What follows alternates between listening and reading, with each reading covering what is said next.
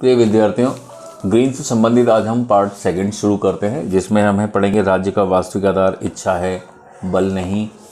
और फिर साथ में हम पढ़ेंगे दंड विषयक, संपत्ति विषयक, युद्ध और अंतर्राष्ट्रीयता संबंधी विचार।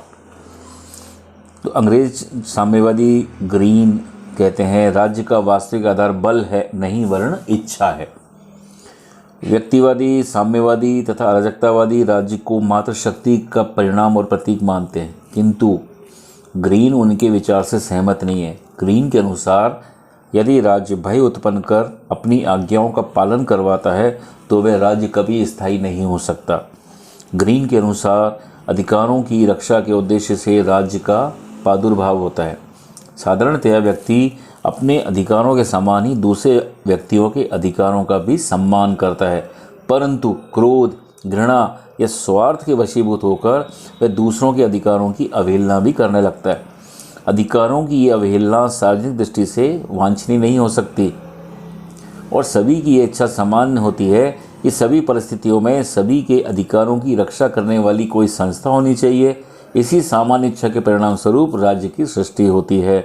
इस प्रकार राज्य सामान्य इच्छा का मूर्त रूप है और राज्य का आधार यही इच्छा है। वह रूसो के इस विचार को अपनाता है कि राज्य हमारे विरुद्ध बल का प्रयोग इस उद्देश्य से करता है कि हम स्वतंत्र हो सकें। जब मनुष्य स्वार्थपूर्ण उद्देश्य से दूसरे व्यक्ति की संपत्ति चुराता है तो वस्तुतः वह स्वयं अपनी आदर्श नैतिक इच्छा और समाज की सामान्य इच्छा के प्रतिकूल कार्य करता है। समाज में यदि कोई चोरी करने के इस मार्ग का प्रचलन हो जाए तो फिर किसी की संपत्ति सुरक्षित नहीं रह पाएगी। इसलिए समाज की ये सामान्य इच्छा होती है कि चोरी के कार्य का विरोध किया जाए। इसलिए पुलिस और न्यायालय की स्थापना होती है। राज्य के इस कार्य में उस चोर की आदर्श इच्छा सम्मिलित है, भले ही कुछ समय के लिए वह व्यक्तिगत लाभ से प्रेरित होकर स्वार्थपूर्ण इच्छा का प्रतिनिधित्व करे।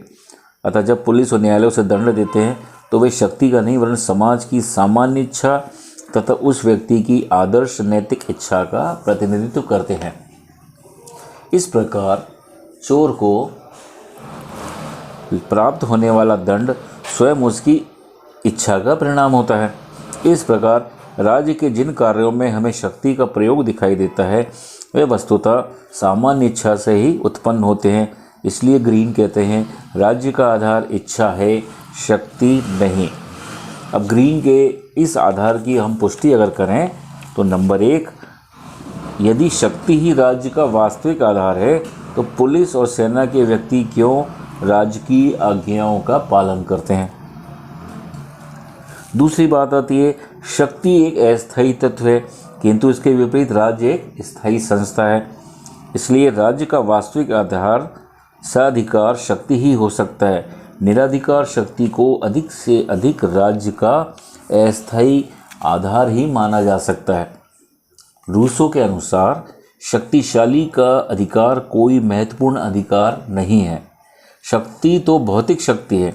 मनुष्य को शक्ति के सम्मुख व्यवस्था के कारण या अधिक से अधिक चतुराई के कारण झुकना पड़ता है, ना कि अपनी इच्छा से। व्यवहारिक जीवन के अनुभव से ये भी बात स्पष्ट है, किसी भी राज्य के अस्तित्व का आधार मात्र शक्ति नहीं हो सकती है। फ्रांस में बुर्बो वंश का शासन, सोवियत रूस में जार का शासन और भारत में ब्रिटिश सम्राट शासन इसीलिए समाप्त हो गया क्योंकि वो केवल बल पर आधारित था। यदि राज्य केवल शक्ति पर आधारित होता तो कभी का समाप्त हो जाता, परंतु क्योंकि राज्य आज भी विद्यमान, इससे प्रमाणित होता है कि राज्य का आधार बल नहीं शक्ति है, इच्छा है। नेक्स्ट है, यदि राजसत्ता का आधार केवल दंड का भय ही हो तो मनुष्य की आज्ञा पालन की भावना उसी समय तक कार्य कर सकती है जब तक भय उपस्थित रहे। लेकिन व्यवहार में राज्य की आज्ञाओं का पालन हम स्वयं अपनी इच्छा से करते हैं क्योंकि राज्य सत्ता जनता की सामान्य इच्छा पर ही आधारित होती है। राज्य के नागरिकों में पाई जाने वाली सहयोग, न्याय तथा ईमानदारी की भावनाएं भी यही स्पष्ट करती हैं कि राज्य का आधार इच्छा है, बल नहीं।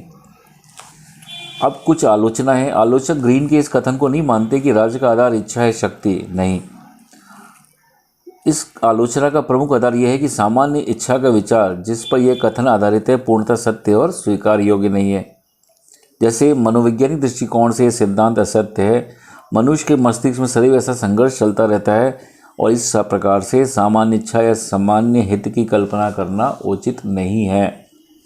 गिन्सबर्ग कहते हैं, समाज में जब कभी हमें जो वस्तु सार्वजनिक कल्याण की प्रतीत होती है वे मनुष्य की इच्छा पर आधारित नहीं होती, वरन इसके विपरीत व्यक्तियों की इच्छाओं में परस्पर इतना संघर्ष होता है कि हम उनके द्वारा सामान्य इच्छा की उत्पत्ति को तर्कयुक्त नहीं ठहरा सकते। दूसरा है, यदि सामान्य इच्छा के अस्तित्व और सत्यता को स्वीकार भी कर लिया जाए तो भी राज्य की मशीन जिसके द्वारा एक कार्यक्रम में परिणत की जाती है सदैव ही ठीक नहीं कहा जा सकती। तीसरा है, इसके अतिरिक्त सामान्य इच्छा का आधार सार्वजनिक हित है जिसकी व्याख्या करना कठिन है। वस्तुतः सार्वजनिक हित की परिभाषा का प्रयास लहरों को मुट्ठी में बांधने के प्रयास के समान है। ऐसी स्थिति में सामान्य इच्छा की आड़ में निकृष्ट प्रकार की शोषण वृत्ति को भी अपनाया जा सकता है। लेकिन ये आलोचनाएं कहने के बाद भी ये माना जा सकता है कि राज्य का आधार इच्छा है, बल नहीं। ये कहकर ग्रीन ने एक महत्वपूर्ण आंशिक राजनीतिक सत्य का तो प्रतिपादन किया ही है, इसके अतिरिक्त राज्य के लिए एक भावी आदर्श भी प्रस्तुत किया है। अब है राज्य के कार्य। ग्रीन के अनुसार राज्य का प्रमुख कर्तव्य व्यक्ति द्वारा उसके व्यक्तित्व का पूर्ण विकास करवाना है। राज्य का कर्तव्य कुछ ऐसी परिस्थितियों की व्यवस्था करना है जिनके अंतर्गत नैतिकता का विकास संभव हो सके। राज्य की नैतिक संस्था होते हुए भी नैतिकता के विकास का कार्य प्रत्यक्ष रूप से नहीं किया जा सकता, क्योंकि राज्य दंड शक्ति या बल प्रयोग के आधार पर कार्य कर सकता है। नैतिकता तो व्यक्ति के अंतःकरण से संबंधित एक ऐसी वस्तु है जो स्वयं व्यक्ति द्वारा आत्मारोपित कर्तव्यों के निष्काम संपादन में ही निहित है। इसलिए कांट की तरह ग्रीन भी यही मानता है कि राज्य नैतिकता की वृद्धि हेतु प्रत्यक्ष रूप से कुछ भी नहीं कर सकता, वह तो केवल ऐसी परिस्थितियां पैदा कर सकता है और उन्हें बनाए रख सकता है जिनमें इन कर्तव्यों का पालन सुगमता से हो सके। वह सदकर्तव्यों के करने में व्यक्ति के मार्ग में जो बाधाएं आए उन्हें बाधित करे और ऐसी आवश्यक परिस्थितियों की व्यवस्था करे तथा उन्हें स्थिर रखे जिनसे नैतिकता का विकास संभव हो सके। ग्रीन निरंकुश राज्य के विचार को नहीं मानता और वह राज्य को बाहरी और आंतरिक दोनों ही दृष्टियों से सीमित मानता है। आंतरिक क्षेत्र में राज्य की शक्ति इस तथ्य से सीमित हो जाती है कि कानून व्यक्ति के केवल बाहरी कार्यों को नियंत्रित कर सकता है, उनकी आंतरिक प्रवृत्तियों को नहीं। विश्व बंधुत्व के विचार का समर्थक होने के कारण उसका विचार है बाहरी क्षेत्र में राज्य की शक्ति अंतर्राष्ट्रीय कानून से सीमित होती है। वह चाहता है कि राज्य व्यक्ति को वे कार्य करने दे जो करने योग्य है और इनके करने में जहां वे बाधाओं के कारण असमर्थ हो उन बाधाओं को दूर करे। सकारात्मक दृष्टिकोण से राज्य के कार्यक्षेत्र की व्यवस्था करते हुए ग्रीन राज्य को अधिकार देता है कि राज्य नैतिकता के विकास हेतु जहां उपयुक्त समझे वहां हस्तक्षेप करे और जहां आवश्यक हो बल प्रयोग करे। नागरिक जीवन में राज्य का यह हस्तक्षेप किस सीमा तक रहेगा और नैतिक जीवन के मार्ग की बाधाओं को दूर करने के लिए राज्य क्या क्या करेगा, उसकी कोई निश्चित सीमा नहीं है। किंतु अपने समय की व्यवहारिक परिस्थिति को दृष्टि में रखते उसने कहा कि जैसे अज्ञान, शराबखोरी और भिखमंगापन मानव के नैतिक विकास के मार्ग में बाधा है, जिन्हें दूर करने के लिए राज्य को प्रयत्न करने चाहिए। इसी प्रकार सकारात्मक क्षेत्र में स्वस्थ नैतिक जीवन की आवश्यकताओं को बनाए रखने के लिए राज्य व्यक्तियों को स्वच्छ रखे, शराब न पीने और माता पिता को अपने बच्चों की शिक्षा दिलाने के लिए बलपूर्वक बाध्य करे। अब है ग्रीन के प्रभु सत्ता संबंधी विचार।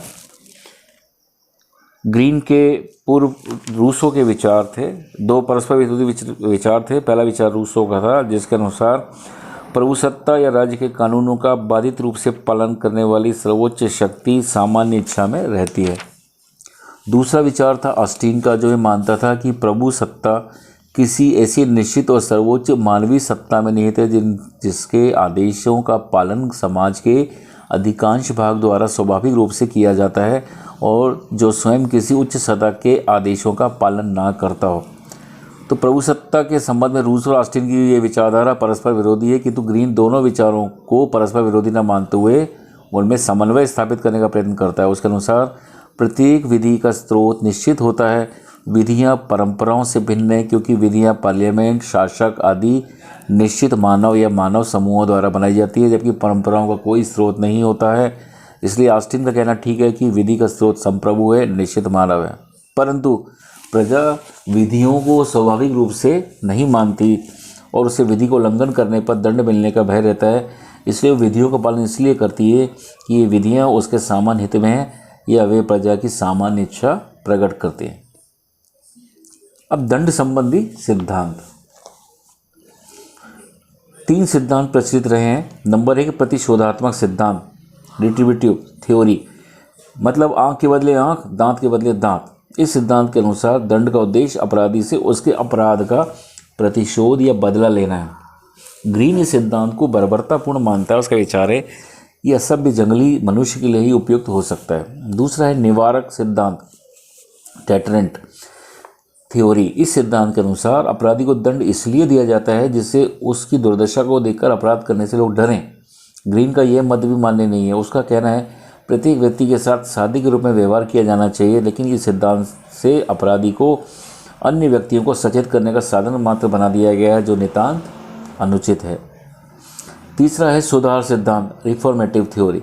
इसका उद्देश्य व्यक्ति का सुधार करना है। ग्रीन इस सिद्धांत को भी ठीक नहीं मानता क्योंकि उसके अनुसार वास्तविक सुधार दंड द्वारा नहीं वरन स्वेच्छा और आंतरिक प्रेरणा से ही संभव है।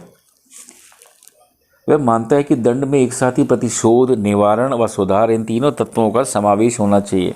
दंड का उद्देश्य व्यक्ति के नैतिक विकास के लिए आवश्यक वातावरण निर्मित करना तथा इसमें आने वाली बाधाओं को दूर करना है। ग्रीन का यह दंड सिद्धांत उसके राज्य के कार्य संबंधी सिद्धांत का एक निष्कर्ष है। ग्रीन के अनुसार राज्य दंड द्वारा सुव्यवस्थित जीवन के मार्ग की एक बाधा, जिसे अपराध है कहते हैं, को बाधा पहुंचाता है। राज्य के अन्य कार्यों की भांति ही दंड देने का भी एक स्पष्ट नैतिक प्रयोजन है।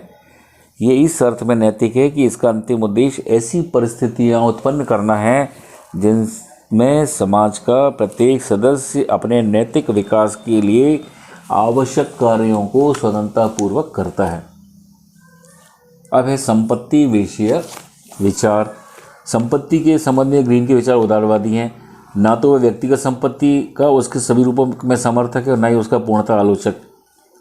इस संबंध में वे ना तो समाजवादी है, ना ही व्यक्तिवादी। व्यक्तिवादी संपत्ति की संस्था का वह इस दृष्टि से समर्थन करता है कि यह व्यक्ति के व्यक्तित्व के विकास के लिए आवश्यक है। संपत्ति का अधिकार जीवन के अधिकार का ही पूरक है।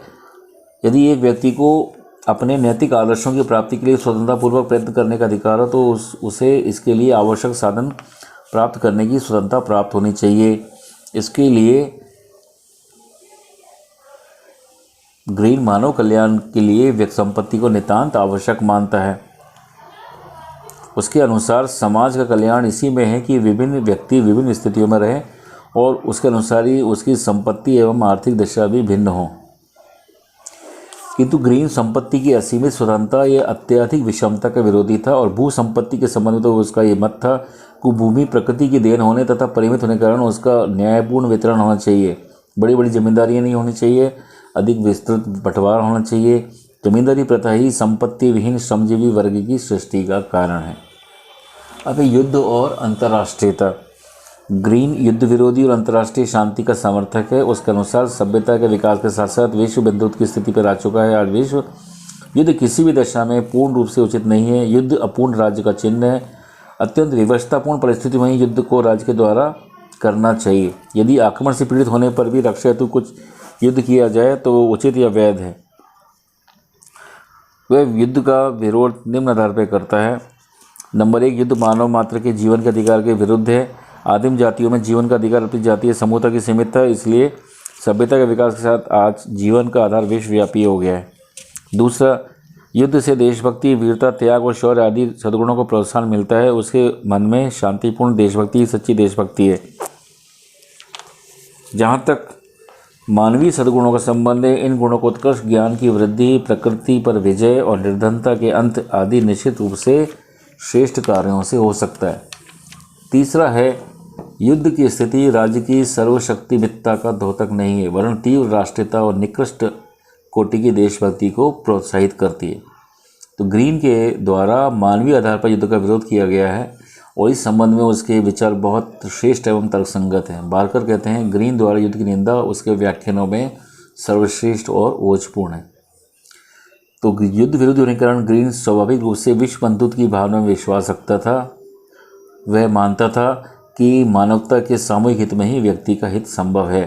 वेपर के अनुसार ग्रीन के ये विचार उसे हीगल से पृथक करने वाली सबसे चौड़ी खाई है। तो ग्रीन एक वास्तव में आदर्शवादी विचारक था।